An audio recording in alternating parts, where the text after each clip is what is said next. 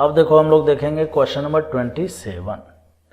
27 बहुत ही अच्छा, interesting, confusing question है, लेकिन आपको बहुत मजा आएगा क्योंकि मैं आपको इसको पूरा मैकेनिज्म के साथ सॉल्व करके बताने जा रहा हूँ। ठीक है, देखिए क्या होगा।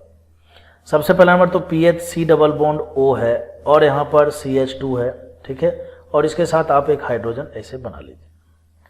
साथ ही साथ इस NaNO2 प्लस HCl के बारे में जरा गौर करते हैं।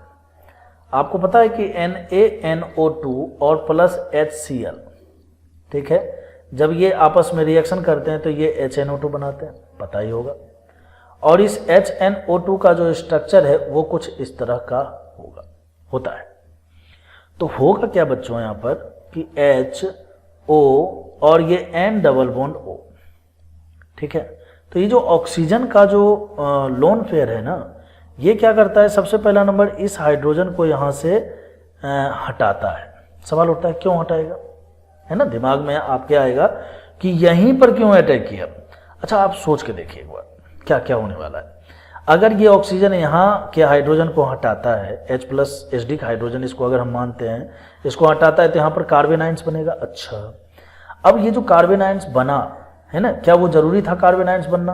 कार्बन आयंस देखो, किसी भी कंपाउंड में कोई भी चीज बन रहा है तो स्टेबिलिटी अगर उसको मिल रहा होगा तभी बनेगा। तो यहाँ पर जो कार्बन आयंस बनेगा उसको इस C डबल बॉन्ड O के द्वारा स्टेबिलिटी रेजोनेंस करने का मौका मिल रहा है। तो इसका मतलब ये है कि जो हमने पहला स्टेप सोचा कि वो इस ऑक्सीजन ने क्या किया, यहाँ से एसिड बेस रिएक्शन करके सबसे पहले हमने यहाँ से एसिडिक हाइड्रोजन को हटाया।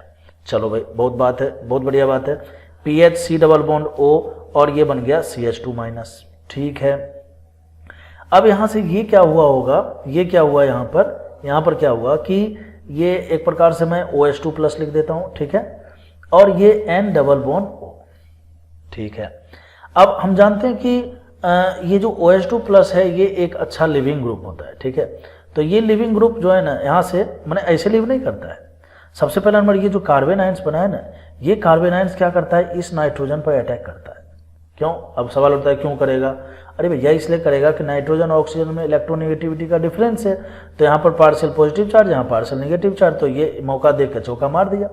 ठीक है, अच्छा, तो उसी दरमियान में ये इधर खुलेगा, फिर ये नेगेटिव चार्ज इधर आकर, और ये एक अच्छा लिविंग ग्रुप है। ठीक है, तो ये यहाँ से लीव कर जाता है। तो लीव करने के बाद जो है बच्चों क्या होगा, यहाँ पर C डबल बॉन्ड O और CH2 और फिर उसके बाद N डबल बॉन्ड O बनाएगा। ठीक है, तो मैं उम्मीद करता हूं कि आपको ये चीज समझ में आया होगा। ठीक है, अब यहां पर एक काम और भी होगा बच्चों, ये जो N डबल बॉन्ड O है ना, इसका टोटोमेराइजेशन होगा। ठीक है, टोटोमेराइजेशन होगा तो C double bond O CH2 double bond N OH। ठीक है, अब सवाल उठता है कि सर आपने टोटोमेराइजेशन क्यों किया?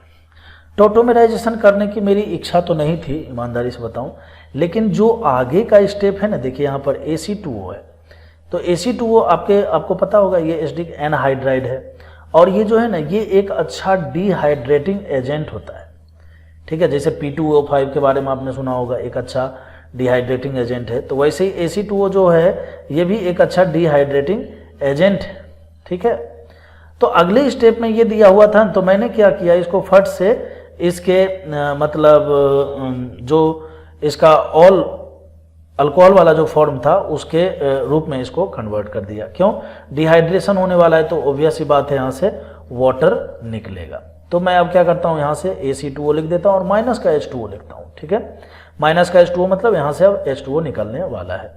अच्छा, ये जब यहाँ पर CH2 है और डबल बॉन्ड बनेगा तो यहाँ पर CH होगा, है ना, CH2 नहीं होगा। तो अब देखिए वाटर कैसे निकलेगा, तो OH यहाँ से लेगा और हाइड्रोजन यहाँ से लेगा। ठीक है, OH यहाँ से और हाइड्रोजन यहाँ से। तो गौर से देखिए, एक बहुत ही इंटरेस्टिंग रिजल्ट यहाँ पर आपके सामने दिख रहा है, ये C और CN बन गया। ठीक है, C ट्रिपल बॉन्ड N। अच्छा, फिर देखिए यहाँ पर देखिए, ये हो गया हमारा ऑप्शन, मतलब B प्रोडक्ट हो गया।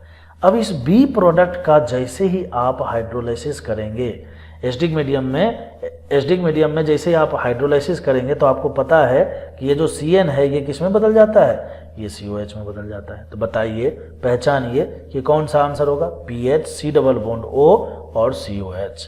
तो PHC डबल बॉन्ड O और COH के नाम पर ऑप्शन नंबर B दिख रहा है। ठीक है, तो मैं उम्मीद करता हूं कि आपको क्वेश्चन समझ में आ रहे होंगे, और नहीं भी आता है ना तो देखिए आप कमेंट कर सकते हैं, पूछ सकते हैं। मेरे मेहनत करने का मेन उद्देश्य यही है कि इससे बच्चों को फायदा हो। ठीक है, मजाक किसको आता है बताने में? जो इंटरेस्ट लेता है। समझ गए बात को? तो इसीलिए मेरा मकसद यही है कि ज़्यादा से ज़्यादा बच्चों को फायदा हो। तो आपको कोई भी दिक्कत हो, डाउट हो इससे रिलेटेड, तो आप कमेंट करके पूछ सकते हैं।